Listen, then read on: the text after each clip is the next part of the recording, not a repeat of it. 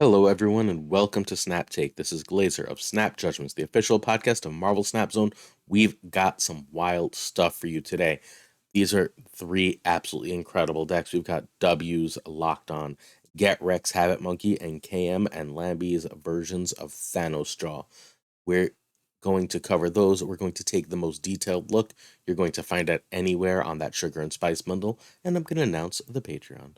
So hopefully you're interested in these things. You check us out. You hit that sub button. You ring that bell. You'll never miss a video. We do 3 brand new decks every single weekday. Happy Christmas Eve, folks. We're not missing Christmas Day. We're not missing New Year's Eve. We're not missing New Year's Day. Every weekday and also Sundays, we bring you 3 new decks and so much more Marvel Snap content. Don't miss out. Hit that sub button. We also do the biggest giveaway in the community every month, 15 season passes, and then various giveaways throughout the month. But you have to be subbed. You have to ring that bell so you don't miss out. We also maintain a Marvel Snap giveaway sheet thanks to our friend Banshee. It's in the description to every video. It's completely free. It costs you nothing. This is just a nice way to support the community, to find some cool creators, and get some free stuff in the process. We are going to go over our outline for today. So we're going to begin with the questions of the day, trying to figure out the right number of these. So if you have a take on that, let me know in the comments. We've got a deck from W. You can find W on Twitch or Twitter or YouTube. It isn't YouTube as much as I want it to. I love his content.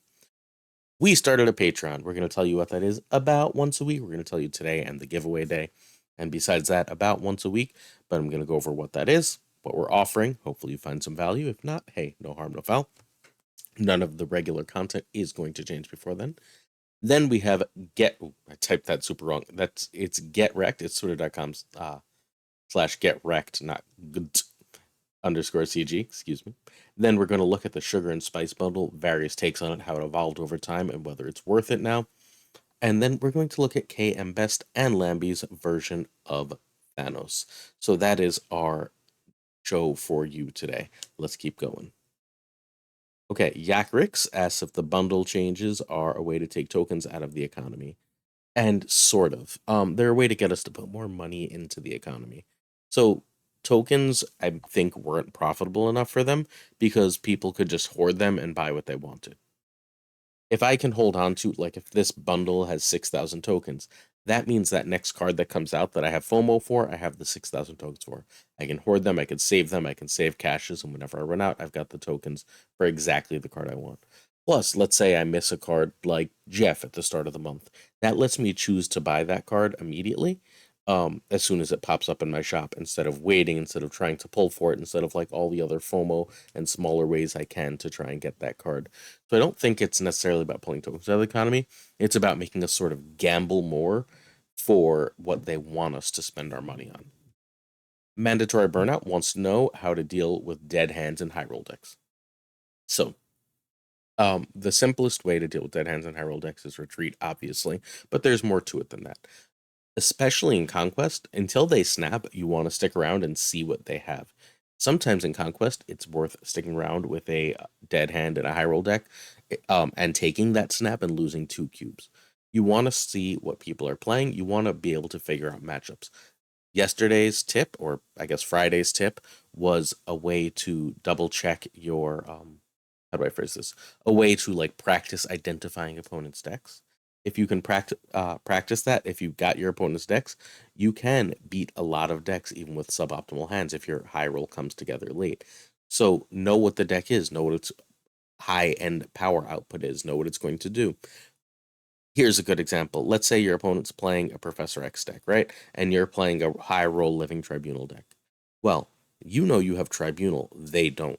They're going to snap on you because they're going to lock something up with Professor X. They're putting all this power out. They feel like they've won that lane, right? But when you go Iron Man, Onslaught, Tribunal, even if those are the only 3 cards you play, odds are that's going to beat that Professor X lane. Now, you have to read also, are they in a Goliath deck? Because if they're in a Goliath deck, that play gets much harder to pull off, right? You have to read, if they're not a Goliath deck, are they going to be able to blob and then like clone blob? Because now it's too much. But if they're just going to blob in one place and they're relying on Professor X for the other, that play should win the 3rd location, and that's how you win the game of Snap. So pay attention to, again, what your opponent's playing, know what their high rolls are, know where they're trying to put power, and then decide if you can stay or not. My question, how do I increase the value of the Patreon to you? Make sure you check the Patreon slide out. We're offering a ton. I went through every Marvel Snap Patreon that exists right now, and we're offering more for cheaper than anyone. But if that still doesn't seem like good value to you, I get it. Patrons are a hard sell for me sometimes too, so let me know what you think we could do. If you'd like to have your question read out in tomorrow's video, please leave one in the comments. All right, we're going to start with W's locked on deck, and I'm going to tell you who W is before we start. If you know this, sorry. I feel like W needs to be so much bigger, and it sort of drives me a little nuts that, like, every time I say W's name, there's people like, but he's no Lamby. Sure, he's not. He's probably the one of the, like, at least 3 to 5 most influential deck builders in the history of the game. He created the original Doomwave. He created the Psylocke and Thanos decks. He created the Guardians lockdown when Ms. Marvel came out. He's completely changed the meta 3 different times, which is more than almost anyone. He's brilliant. Every time he releases a deck, we're going to talk about it. Because is this going to shift the meta? Every deck doesn't shift the meta, right? But it feels like 2/3 of his decks absolutely change how we play Marvel Snap. So this deck is a nice, simple lockdown deck. It turns out the nerf to Professor X wasn't much of a nerf, thanks Ravonna. You can basically you can do a phenomenal job at winning a Professor X lane right now by using Ms. Marvel. This is basically what this deck is built on. If you can pull that lane off with Nebula and Ms. Marvel, you've committed very little to win a lane, and then Iron Man and Onslaught basically guarantee you another. Storm is also ridiculously helpful in winning a lane. If you've got Echo in the mid, a lot of the way people are trying to win Storm lanes right now are using Ms. Marvel, and if you've got Echo mid and Storm on the left or right, well, that's not a threat. And that's how you win games of Snap. Jeff is also, like, phenomenal in this deck, just for the record. All right, Iceman, Nightcrawler, Medusa could replace the cheaper high series cards, but you do need Ravonna. You do need Ms. Marvel. But Iron Lad can be either Super Skrull or Jubilee. Cool. I personally prefer Super Skrull. There's a lot of ongoing in the meta right now, and just being able to say, that's mine now, thank you, is one of the more powerful things you can do. So W hit rank 78 on the post-infinite ladder with this deck. So turn 1, Echo is generally your best play, again, depending you knowing what your opponent's playing. Then Echo mid. Turn 2, Ravonna over Jeff. Ravonna is like nearly a snap condition alone if you have Professor X in hand.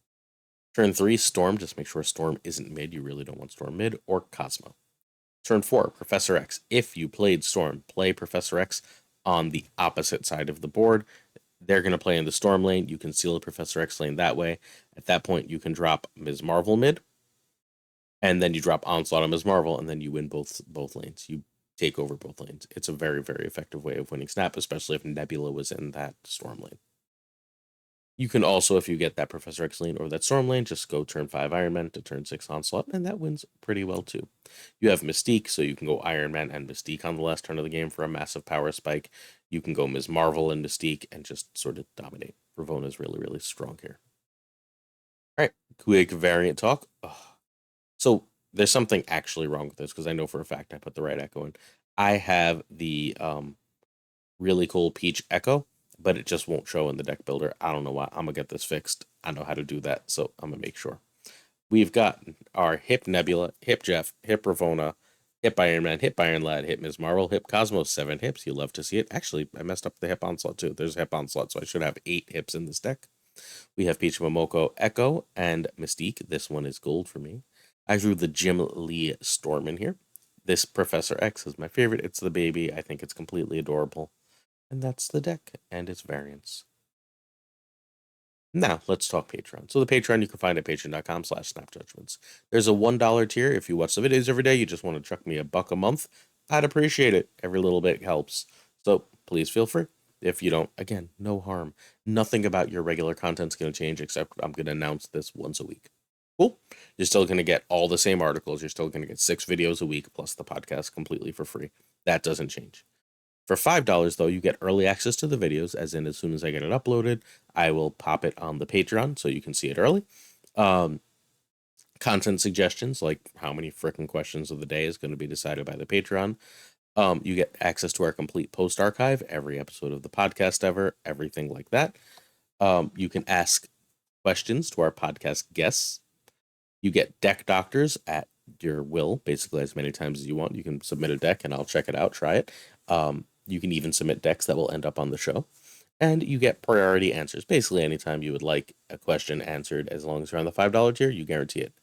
And I know $10 is a lot, so like I really kind of went overboard in making sure that $10 is worth it. So once a month, you're going to get an exclusive podcast. I'm telling you, the first one right now is Roy and I, and maybe a special guest. We haven't fully locked that in yet, but Roy and I, and maybe a special guest, are reviewing every card released in Marvel Snap this year. That's right, that's every Series 4 and 5 card ever in a giant super podcast. You're going to get exclusive content, written and video. There will be one extra video at some point up this week since I'm off from work. You're getting an extra exclusive monthly giveaway. Again, the regular giveaways aren't going away for everybody else, but hey, patrons get one more. Mailbag, excuse me, mailbag slash question and answers. I'm not sure if it'll be full mailbags, but you get exclusive question and answer. End of the day, daily video shoutouts, priority questions for podcast guests, and all the previous tier stuff. So if you're interested in that, check out the Patreon. We'd really appreciate it. It'll be in the links at the bottom of the video as well. Next up, this is my favorite deck of the day. This isn't the lead deck because when KM Best and Lamby release a deck, I feel like the meta has to know about it. We have I'm not seeing this a lot on ladder, the KM and Lamby deck, and I should be. So I have a feeling that we're about to get like this massive amount of that deck. But this is my favorite deck right now. I've been playing the crap out of this deck. I think it's massively fun. It's easy to put like 25 in one lane and 30 in another with this deck. You want to play for all three, but you're really committing to two. You're playing for all three when you know they have Shadow King or Shang and you can't properly throw priority. But even then, like, you should be relatively strong. Your Bishop easily gets like to 11, 12 power here. Your Havoc is an easy 8 power. Your Hitmonkey is like 12 power, and just everything else adds up. You get 2 to 3 demons per game. It's so strong. Plus the disruption of Iceman is absolutely stellar. So try this deck out. I don't think you'll be sad. I think that this is one of the stronger things you can do. Worth noting, this is a high series change. Wasp is great in the deck. This deck has like a 7% higher win rate, though in a far smaller sample with excuse me, with Spider Ham and that Wasp spot. That might be because we're in like this weird tribunal-esque meta. So, because people are holding like Iron Mans and Tribunals and stuff till late, it's possible Spider Ham is better than Wasp or even Iceman for now, and that is something to look into. So Nico can be Spider Ham or Korg here. Nico's good, but not like super important.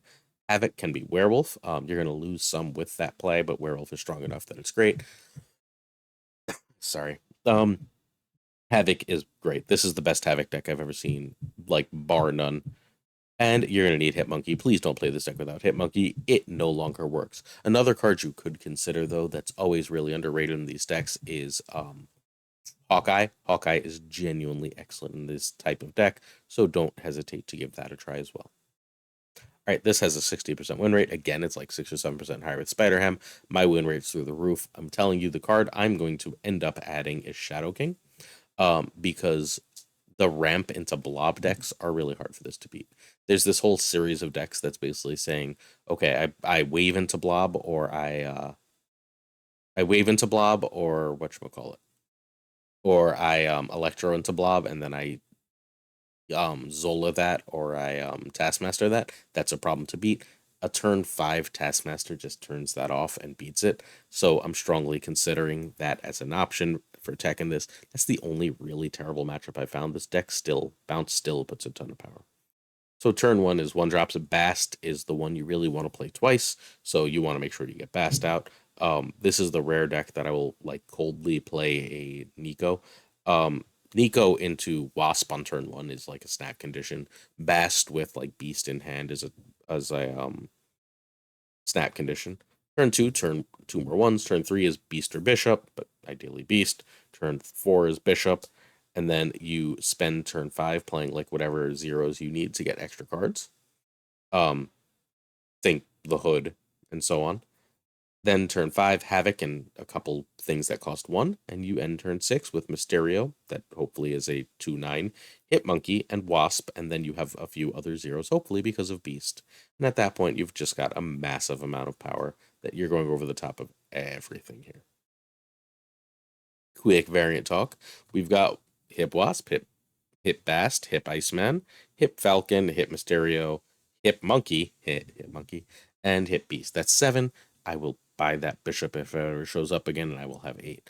I really, really love the Meltdown Havoc. It's really one of my favorites. We've got Hellfire Gala Forge, Noir Hood, and Midnight Suns Nico. Pretty deck, big fan of it. I could not urge you more to try this deck out. We're doing our last day Havoc review tomorrow. That's part of the show. Every week we do a review of the last card that came out right before the last time you can buy it. But like, just buy Havoc. You get if you could have like enough for it that you're not going to cost yourself next week's Iron Lad and Black Knight, then I think Havoc is definitely worth getting because he costs 2,600 tokens, assuming you can get 4 wins with him. And with this deck, trust me, you can get 4 wins with him. All right, this was the Sugar and Spice and Everything Ice bundle when it first came out. It was the best bundle we've ever seen in Marvel Snap. We thought it was going to be a Christmas present to us. It came with 6,000 collector's tokens and 7,000 credits, which is the two of the 3 most important currencies for the third at the cost of gold, and it was just unbelievably great. 187.2 progression value is absolutely through the roof. Cool. All right, they nerfed it last week. In the little patch, they nerfed it down 50%. They said, okay, keep 6,000 collector's tokens, but we're lopping off a whopping 5,000 credits. Everything else is the same, including the price. It's still a really good bundle, but it is a much, much worse one, right? It goes from one of the best bundles you've ever seen to just a regular, very good bundle. And this, everyone freaked out when this happened, and everyone was like, absolutely not, that's terrible, right? Including me. I urged you not to buy this bundle, even if it was still great value. Well, bad news. Well, good news was they told us they were going to buff it. They were going to fix it. They were going to make this still has great value. They lied. They increased its progress value by less than 2 full percent, by 1.4%. So it's 1,500 collector's tokens, 10,000 credits now. Same everything else. That's never changed, and that's depressing. Like, bluntly, that's depressing. They said they were going to fix it. They said they were going to make this worth it. And look, it's still as good as basically any gold value outside of the old ones that they used to give us when they first started doing these, like the original Apocalypse one, the original Deadpool one, and the original, there's a third that's escaping me, were better value, but this is the best value of anything they've released for a while. But they let us think that this was going to be amazing, and they told us they'd make it better, and then they just gave us something that's exactly the same. And that's depressing. I think they really, really screwed up in that. So the question that remains is, should you buy this? So this is still a 5-star bundle to Careless, Marvel Snap Zone, where I'm pulling these stats from, which means it's still a buy for most people. Let's go a little bit further. So Lauren, whatever, notes how far down it was. She has this as the 13th that 13th ranked value gold bundle ever. It's about the same as the 2 good gold bundles last month, which is like, oh great, thanks for skipping. It's just a lot of credits, but very few tokens. It was the #1 value thing, and now it's not. Educated Collins had the original one at 125% value, which is like, yes, go get it. It's 2 times value, crazy. 93% for the second one, and then 84% for the third one, for the one they actually released, which is like depressing. They actually released the worst one when they told us they were going to fix it. And then I looked at my friend Savage Yeti, and my friend Savage Yeti's numbers say, ready? If you have almost every Series 5 card, this has no value to you except for splitting cards. This is an 88% value. It is extremely low progression value. You are not getting your money's worth.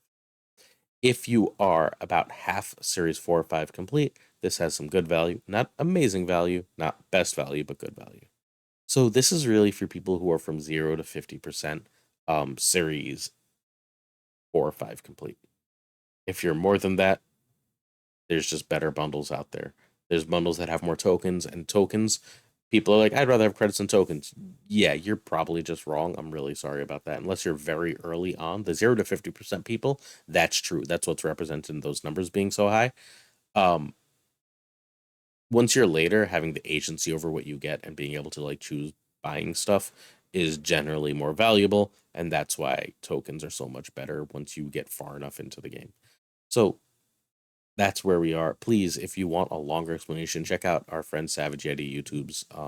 Just type Savage Eddie YouTube into the search bar. He's got a full mathematical breakdown where he explains all this. This is depressing. Look, I think it's worth buying. Like, this is still a very good bundle, but it's just not what we thought we were getting. It's not, and like, we weren't promised. Data mines aren't promises, but I said this before. I want to say this again. I want to be clear.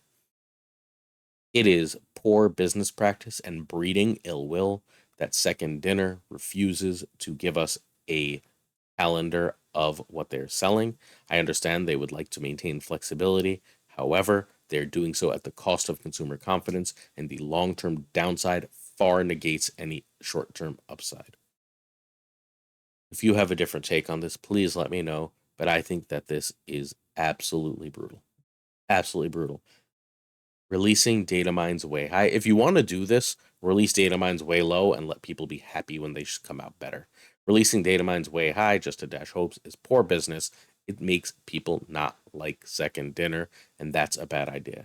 If you want my like real long-term take on this, check the Snap Judgments podcast. We had Lil Robitussin and Prashan on, and we all gave our hot takes. And one of my hot takes relates to the sort of ill will that Second Dinner is breeding in the community. And it's one that I really hope they can reverse, because they get close to doing the right thing, right? Like, if they had just like kept this at like 4,000 tokens, this is like through the roof value, they don't lose that much and everyone's happy. If they had like, if they had given us a premium mystery variant and the Twitch drops for watching 6 hours, everyone's happy right now. There's no complaints about the company. If they had done exactly what they did with the login reward, which is the best they've ever given us, right? Then the community is happy. It's not about free stuff. It's not even about necessarily that much more stuff. It's about making sure the stuff you present looks good, and they're absolutely bad at that, and they need to work on it. Our last deck of the day, and we're going to look at these two because they're the same deck. This is Lamby's THANOS. Lamby released this right after the patch. Basically, it's a LOCKJAW THANOS deck, which means it's fantastic. It's got 10 bajillion ways to win. It does not need LOCKJAW to win. Killmonger and Wave give you other play patterns. Killmonger killing a bunch of stones can give you a cheap death, and along with like Vision can win a lane, and then Blob can win another lane. While Wave can just cheat you out an early death, Magneto, Thanos, Blob, whatever, and then you can still play like, if you Wave on 3, you drop Thanos or Magneto on 4, then you drop Vision or Double Dino on 5, and then you go Blob on 6, you still probably win that game, right? Like, that's a lot of power. The KM version, you add Psylocke as an extra way to cheat a card out. If you're missing on 3, you can Psylocke on 4. And if you Psylocke on 4, you get a second 6 in play. Everything else is relatively the same, right? Like, Psylocke is the big change, Psylocke for Double Dino. And besides that, this one has Eliath for something. KM runs Eliath over Leech. Leech that's fine. I don't really care what you run. Leech is better in the mirror. Eliath is better against other things, since you've got so much power elsewhere. Eliath can like help you protect your blob and so on. Leech is Leech never gets played in this deck. Almost never gets played in this deck. It's to pop out of LOCKJAW and occasionally win you a mirror match. That's all it's really here for. Cool. All right. So you must have Thanos, Blob, and Eliath. Jeff can be Spider-Ham or Iceman, or I guess Nico. Just fine. Everything else is low series. I guess you don't need Eliath. Eliath can just go and be Leech, right? And you'll be totally fine. So, great. Enjoy yourself. If you don't want to run Eliath, you get to run the other most toxic card in the game. Have fun. This deck is 57% in high infinite 900 games, the KM version. The Lamby version, slightly lower win rate. But again, like, these decks aren't being played like at rank 10,000. No offense to people at rank 10,000. I'm not far off that. This is being played at the highest levels of high infinite, and 57 win rate there is very impressive. So turn 1 and 2, turn 1 and 2, you're trying to draw. Turn 3, you draw or wave. Turn 4, you're throwing stuff into draw. A big card out with if you played wave, and if not, you're playing Psylocke and stones. Turn 5 is more into jaw, or Vision or Shang, or you can drop a 6 if you played Psylocke. And turn 6 is big as you can go. Ideally, Blob has popped out of LOCKJAW by now, so you can just drop Eliath and win the game. Really, really simple play patterns, really high win rate. You need to know about this deck. You need to play this deck. You will not be sad that you do. It is, again, one of the best decks in the game. Going like Lamby, Lamby, KMW, and GetRekt is like some of the best deck builders in Marvel Snap. So you're getting just absolutely sick stuff today. Also, I've got this Quinny deck tomorrow that's got to be seen to be believed. So just stay tuned for tomorrow's Christmas video. Um, it's a special present. All right, just quick variant talk here. We've got the Peach Psylocke along with the Peach Shang. I like to run two peaches together so they can be friends. Hip Jeff, Hip Lockjaw, Hip Killmonger, Hip Wave, Hip Vision, Hip Goliath, Hip Blob, Hip Magneto. 8 is a beautiful number. We've got the Midnight Sun's Death and the lovely Thanos with the butterfly, which remains to this day my favorite Thanos in the game. My shop for yesterday, because remember, Saturdays are off, so we just take a look. Had nothing I wanted to buy. I'm down to like 4 cards I need variants for. I'd still buy hips, but eh. I have the hip Killmonger, and I don't really like Venomized variant, so no need. You just saw the death I'm running, right? Like, I have that death with a gold background. The Rincon variant is fine, but meh. I've got the hip Spider Ham, so whatever. This Maria Hill was in a bundle, so it's weird to me that it keeps popping up in the shop.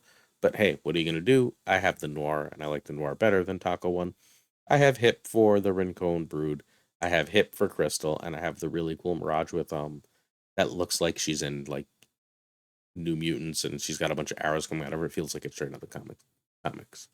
I keep almost buying the baby Super Scroll, but I want my Super Scroll art to be Clerk, and this is not Clerk. This is just a random generic Super Scroll, and I'm much more into Clerk, whose powers are that of the Fantastic Four, not Wolverine and Captain America and whoever the hell else. So no baby Super Scroll for me. I'm down with Clerk. And then the next day, oh, sorry. So I ended up spending a lot of money. I will on this game, I'm aware. And I got the exclusive shop variant because I spent so much of this miles. I will never play it. I don't like it at all. But I got it, so hooray. I also got this Elsa, which I will also never play. I got that from whatever mystery variant or somewhere or another.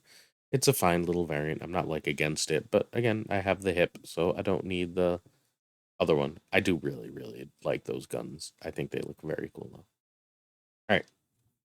Next up, we have another day of things I'm not going to buy. I have the Hip Ms. Marvel. I have the Hip Gladiator. I have the Hip Spider Ham. I have the Hip Galactus. I have the Hip Ronin, and I have 2 Sentries. Because I bought the stupid bundle. I know I'm a sucker, but I wanted to split some cards, so I did. Again, I can wail out because this is a tax write-off for me. It is not for you. Do not follow my lead on these things unless you have the disposable income and don't care. Cool. I have what I believe is the best armor in the game, so I don't need this one. And for Silk, I have both the Spotlight one and the Venomized one, so the baby is cute, but not really a buy for me, which means I have everything here.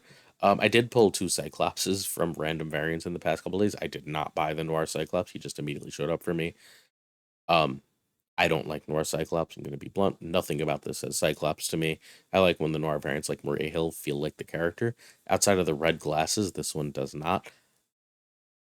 Also, don't like Cyclops as a cop. He's very like, he's an authority figure, but he's not like super pro on authority in modern day comics, so I don't love it. I got this other Cyclops, which kind of looks like a really cool X Factor version, and that's the one I'm going to run for now over the Jim Lee, because I'm a little sick of the Jim Lee. I've had the Jim Lee forever. So cool, I got a Cyclops I'm going to play, and a Cyclops I'm not going to play for free. Ain't so bad, right? By the way, with my like bajillion credits, I got like a pixelated Death Strike. That's the extent of the variants I got. So just saying, if you're like, I want my cosmetics, I got some mediocre splits, didn't manage to pull any good gold or inks that I really wanted, and then got a pixelated Death Strike. Womp womp. All right, that's it for today. Thank you so much for watching the video. You know I appreciate you. Special thanks and shout outs to Models, Pretty Chill, and Fathor Newman. We've got some others that don't want to be shouted out at the end of videos, but these are the 3 that I'm shouting out. Make sure you check out the Patreon. I hope you find some value in it. Subscribe, like, comment. We'll see you tomorrow with another Snap Take. Merry Christmas if you celebrate. Happy holidays. Hopefully, you have a day off. If you don't, thank you so much for your support. I appreciate you. Peace.